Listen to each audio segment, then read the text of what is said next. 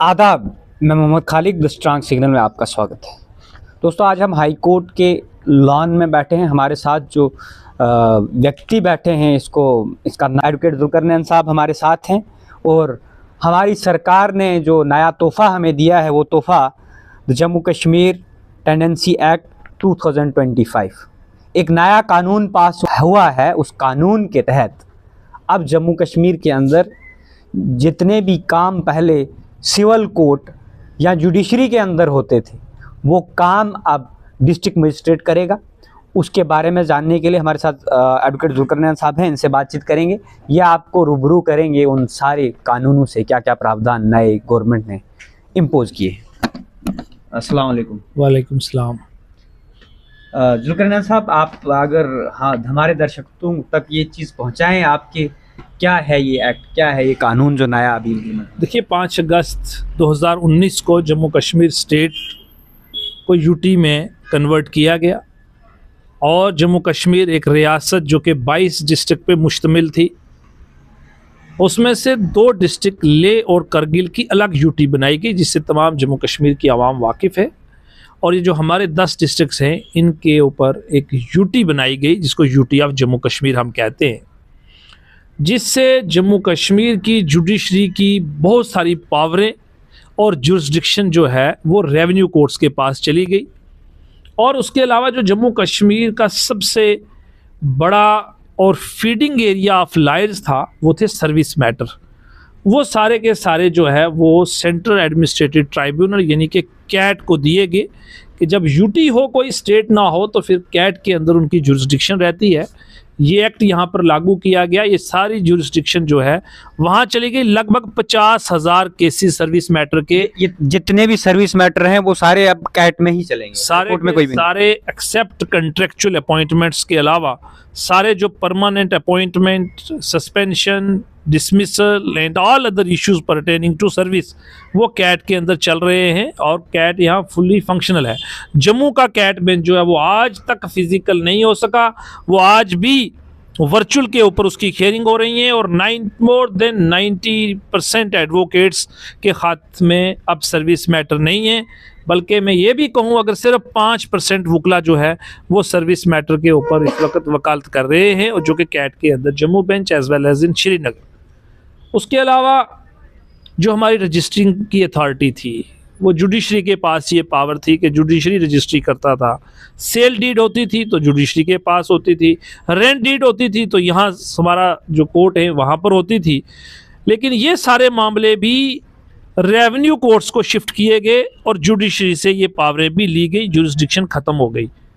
इससे भी more than 90% वकला के हाथ में काम भी नहीं रहा और जो लोगों का विश्वास जुडिशरी के ऊपर था अपना डॉक्यूमेंट को अटेस्ट करवा के, रजिस्टर करवा के, वो भी चला गया। और बहुत सारी दिक्कतें जम्मू कश्मीर के लोगों को आई कि वो ये जो सारा मामला जुडिशरी से हटा के आपने रेवेन्यू कोर्ट्स को दिया गया। सब रजिस्ट्रार अपॉइंट हो गए। अब जम्मू और कश्मीर के अंदर ये सबसे ज़्यादा, मेन जम्मू डिस्ट्रिक्ट और कश्मीर के अंदर ये सबसे ज़्यादा काम है सेल एंड परचेज़ का, जहाँ पर रजिस्ट्रियाँ हो रही हैं और बहुत बड़ी मिकदार के अंदर ये काम हो रहा है।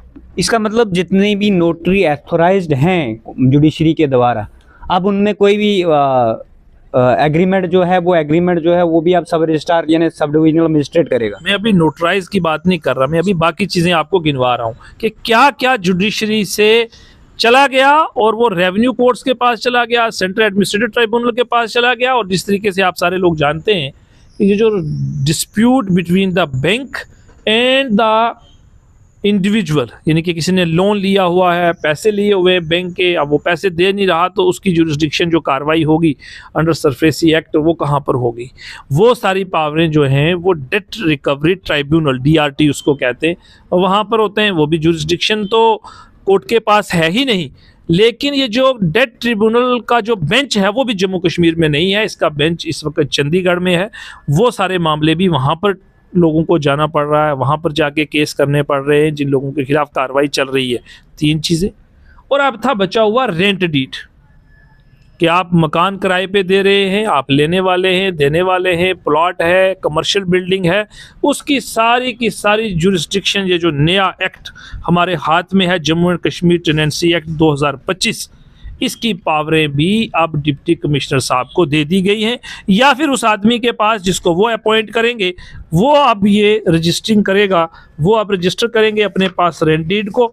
और ये जो सेक्शन 30 है ये बिल्कुल क्लियर है कि rent authority means the district collector or the district magistrate shall with the previous approval of the government appoint an officer not below the rank of deputy collector to be the rent authority within his jurisdiction। तो अब ये जो rent authority बनाया गया है ये deputy commissioner हो सकते हैं, डिस्ट्रिक्ट मैजिस्ट्रेट हो सकते हैं, और या तो ये गवर्नमेंट से अप्रूवल लेकर किसी और को बनाएंगे। तो अब ये rent authority, rent court, rent tribunal ये सारी पावरें एक्सरसाइज करेंगे इंस्टेड ऑफ जुडिशरी। तो मैं ये समझता हूँ कि सरकार को, ये हमारे इतने लेजिस्लेचर जो इस वक्त असेंबली में थे, उनकी शायद इस तरफ नज़र नहीं गई कि ये पावरें आपको जुडिशरी के पास रखनी चाहिए थी, क्योंकि ऑलमोस्ट काम जो है वो जुडिशरी के हाथ से निकल गया है। एक तो उससे लोगों को दिक्कत आ रही है, लोगों की सबसे बड़ा मामला है सारा प्रोसेस, ये सारी एस्टेब्लिशमेंट, कोर्ट, ट्रिब्यूनल, सारा सिलसिला किसके लिए? पब्लिक के लिए। तो पब्लिक का जो फेथ जुडिशरी पे है वो कहीं और नहीं हो सकता। पहला मामला ये है। दूसरा ये हो रहा है कि ये जो अथॉरिटीज़ हैं ये जो भी काम कर रही हैं, ये सारा मामला वकीलों के हाथ में जो काम है वो उनके हाथ से निकल रहा है। कोई भी आदमी जाएगा और ये सिलसिला करेगा, जिससे मैं समझता हूँ कि हमारे 90% वकीलों का फीडिंग एरिया ख़त्म हो जाता है। वो रजिस्ट्रियाँ करवाते थे, जो यंग लायर्स यहाँ पर आते हैं, जो नए वकील यहाँ बनते हैं, रजिस्ट्री करवाते थे। हर आदमी के पास सर्विस मैटर हर वकील के पास आता था, आज एक लिमिटेड वकील ही उसको एक्सरसाइज कर रहे हैं। अब ये जो कैट का मैंने आपको बताया, ये जो मैंने आपको सेल डीड्स बताई, और अब ये जो रेंट डीड बची थी ये भी जुडिशरी के पास नहीं रही, जिससे आवाम को तो नुकसान हुआ ही हुआ, लेकिन चंद वकीलों तक ही महदूद ये काम रहेगा जो ये सिलसिले को आगे कंटिन्यू करेंगे। तो जो कैट को दिए गए, मतलब यहाँ पे अगर बर्डन है तो कैट को केसेस दिए गए वो सर्विस मैटर सारे, तो कैट क्या यहाँ पे कैट की बिल्डिंग नहीं बन सकती? यहाँ पे कैट नहीं खुल सकता? यहाँ पे एडवोकेट प्रैक्टिस नहीं कर सकते? अभी जो हमारे पास सैंक्शन स्ट्रेंथ है हाई कोर्ट के जजेस की, अब वो बढ़ाकर 25 तक की गई है। तो हमारे पास इतने कोर्ट रूम्स यहाँ पर नहीं है। अभी हमारे जम्मू कश्मीर हाई कोर्ट की जम्मू विंग की एक जो हमारी एग्जिस्टिंग बिल्डिंग है उसमें 2 नए कोर्ट बनाए गए हैं, लेकिन जो सैंक्शन स्ट्रेंथ बढ़ती जा रही है तो कोर्ट रूम्स नहीं है। इससे पहले हमने एक डिमांड की थी, बल्कि एक एजिटेशन बार एसोसिएशन जम्मू ने लड़ा, जिसमें ये डिमांड थी कि एक मल्टी स्टोरी बिल्डिंग जम्मू को दी जाए, जम्मू के हाई कोर्ट को, जम्मू के वकीलों को दी जाए, ताकि ये सारे जितने भी सब रजिस्ट्रार जो पेरीफेरी में ट्राइब्यूनल्स चल रहे हैं ये सारे यहाँ लाए जाए। अभी आपको पता है वजारत रोड के ऊपर हमारा कैट का ट्रिब्यूनल चल रहा है, जहाँ पर इतनी स्पेस नहीं है कि गाड़ियाँ पार्क की जाएँ, जहाँ पर इतनी स्पेस नहीं है कि फ़िज़िकल हियरिंग शुरू की जाए।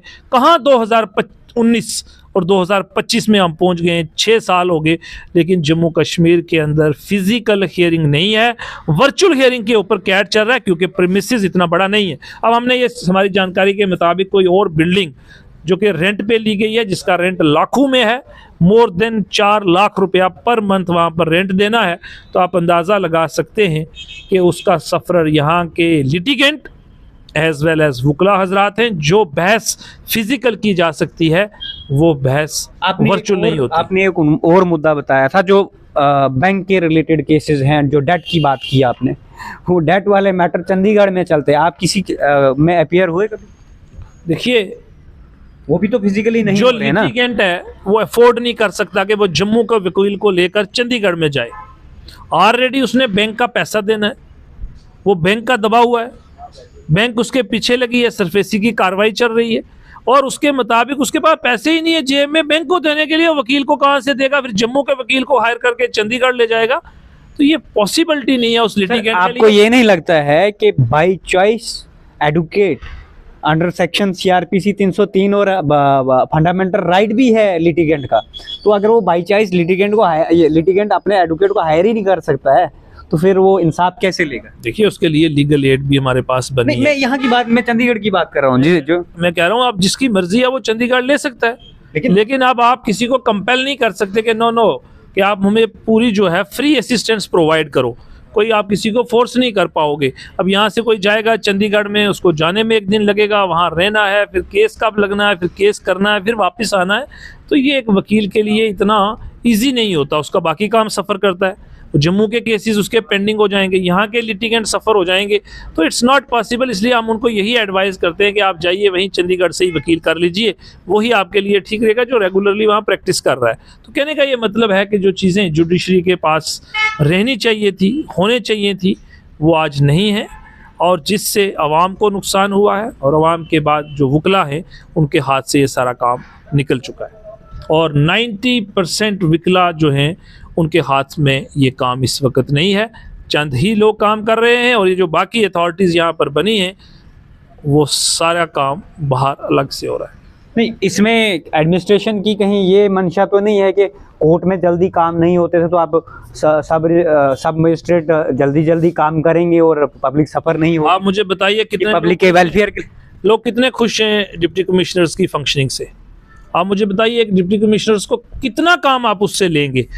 आप एक एडमिनिस्ट्रेटिव ऑफिसर का काम भी करेंगे, आपको पूरे अपने डिस्ट्रिक्ट के अंदर देखना है कि सिस्टम कैसे चलाना है, आप एक एग्जीक्यूटिव मैजिस्ट्रेट हैं, आपको वो देखना है सारा प्रोसेस। उसके बाद आपको रेवेन्यू कोर्ट्स चलाने, वहाँ पर लोगों के केसेस हैं वो पेंडिंग हैं, गुस्सा होते हैं रोज़, क्योंकि एक unknown to law officer exercise कर रहा है रेवेन्यू कोर्ट्स को, उनको पता नहीं है। 30 सालों से पेंडेंसी पड़ी। बायोटेक्नोलॉजी, वो कहीं से इंजीनियरिंग करके आए हैं, कहीं किसी ने केमिस्ट्री पढ़ी है, किसी ने फिजिक्स पढ़ी है, कोई मैथमेटिक्स में से करके आया है, तो उसको क्या पता रेवेन्यू कोड्स क्या है, लैंड रेवेन्यू एक्ट क्या है, एग्रेरियन रिफॉर्म एक्ट क्या है।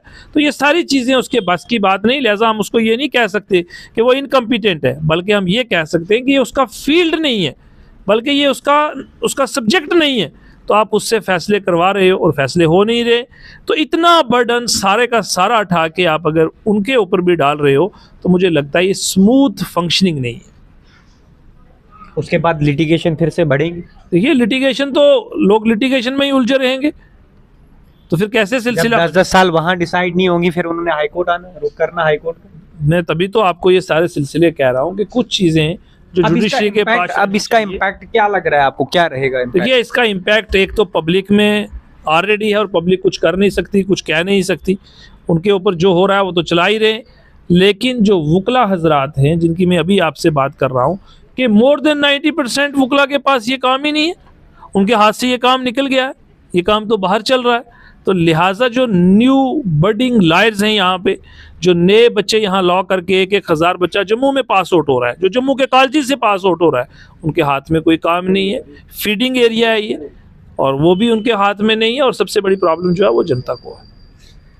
तो ये नाजरीन, ये थे हमारे साथ एडवोकेट जुल्कर नैन साहब, जिन्होंने ये चीज़ एक्सप्लेन की है कि आप जो भी आपकी रजिस्ट्री होगी, रेंट डीड होगी, कोई भी चीज़ होगी, वो आप SDM साहब करेंगे, जिसको एथोराइज डिप्टी कमिश्नर साहब करेंगे। तो कोर्ट से जो आप रेंट डीड बनाने आते थे, रेंट एग्रीमेंट बनाने आते थे, या बाकी चीज़ें जो सर्विस मैटर थे, वो भी हाई कोर्ट में आप एंटरटेन नहीं होंगे, वो सिर्फ ट्रिब्यूनल में होंगे या कैट में होंगे। और बाकी फर्दर अपडेट के लिए आप जुड़े रहिए द स्ट्रांग सिग्नल के साथ। धन्यवाद।